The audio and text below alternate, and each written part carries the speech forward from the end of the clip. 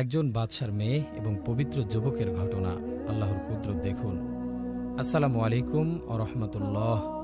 বরাবরের মতোই আমাদের চ্যানেলে আপনাকে স্বাগতম। আশা করি মহান আল্লাহ রব্বুল আলমিনের অশেষ মেহেরবানি ও দয়ায় আপনারা সকলেই ভালো আছেন।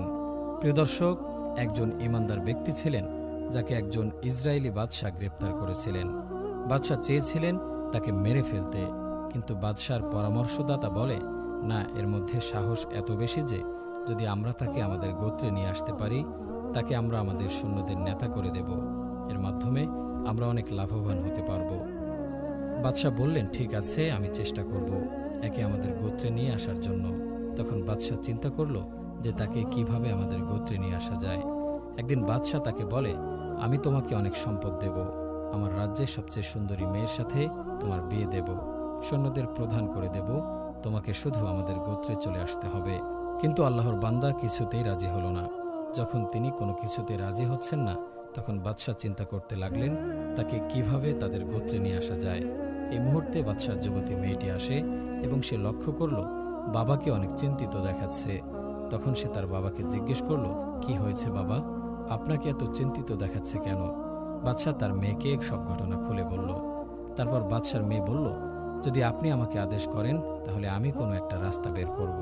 বাদশাহ কিছুক্ষণ চিন্তা করে বলে, ঠিক আছে, তুমি চেষ্টা করে দেখো কি করতে পারো।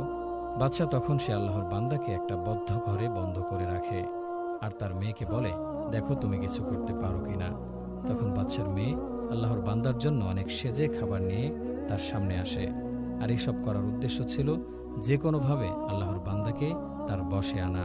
এ মেয়েটি 40 দিন ধরে চেষ্টা করতে থাকে, কিন্তু আল্লাহর বান্দা একটিবারের জন্য তার দিকে তাকায়নি। এভাবে 40 দিন চলে যাওয়ার পর মেয়েটি বলতে শুরু করে, আপনি কেমন মানুষ? দুনিয়ার সকল মানুষ মেয়েদের দেখলে পাগল হয়ে যায়, আর আমি এত বেশি সুন্দরী, সে হাজার মেয়ের মধ্যে আমি একজন। আমি আপনার জন্য প্রতিদিন খাবার নিয়ে সেজেগুজে আপনার কাছে আসতাম, কিন্তু আপনি তো একটিবারের জন্য আমাকে দেখেননি। আসলে এর কারণটা কি? আপনি কি পুরুষ নন, নাকি অন্য কোনো কারণ আছে?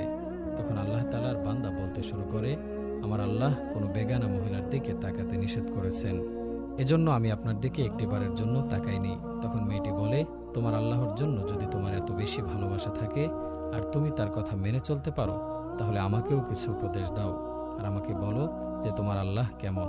তখন আল্লাহর বান্দা মেয়েটিকে দিন শেখাতে শুরু করে। মেয়েটি তাকে স্বীকার করার জন্য এসেছিল, কিন্তু নিজেই স্বীকার হয়ে গেল। শেষ পর্যন্ত ওই মেয়েটি ইসলাম গ্রহণ করার জন্য সিদ্ধান্ত নিল এবং আল্লাহর বান্দা তাকে কালিমা পড়িয়ে মুসলমান করে দিল। ওই মেয়েটি কালিমা পড়ে বলতে শুরু করে, এখন আমি মুসলমান হয়ে গেছি, এখন আমি আর এদের সঙ্গে থাকবো না। পরে মেয়েটি এমন একটি কারণ বের করে যেটার কারণে আল্লাহর বান্দাকে মাফ করে দেয়া হলো, আর ওই মেয়েটি এই রাজ্য ছেড়ে অন্য জায়গায় চলে গেল। প্রিয় ভাই ও বোনেরা, এখানে একটি বিষয় লক্ষ্য করা দরকার যে ওই মেয়েটির 40 দিন যাবৎ দিনরাত পরিশ্রম করে তাকে তার দিকে আকর্ষিত হতে চেয়েছিল, কিন্তু সে আল্লাহর বান্দা ওই মেয়ের দিকে চোখ তুলে একটিবারের জন্য তার দিকে তাকায়নি। বন্ধুরা, এই ভিডিওটি আপনাদের কাছে কেমন লেগেছে অবশ্যই কমেন্ট বক্সে জানাবেন এবং পরবর্তী ভিডিও পাওয়া পর্যন্ত আপনারা সকলে ভালো থাকবেন। আল্লাহ হাফেজ।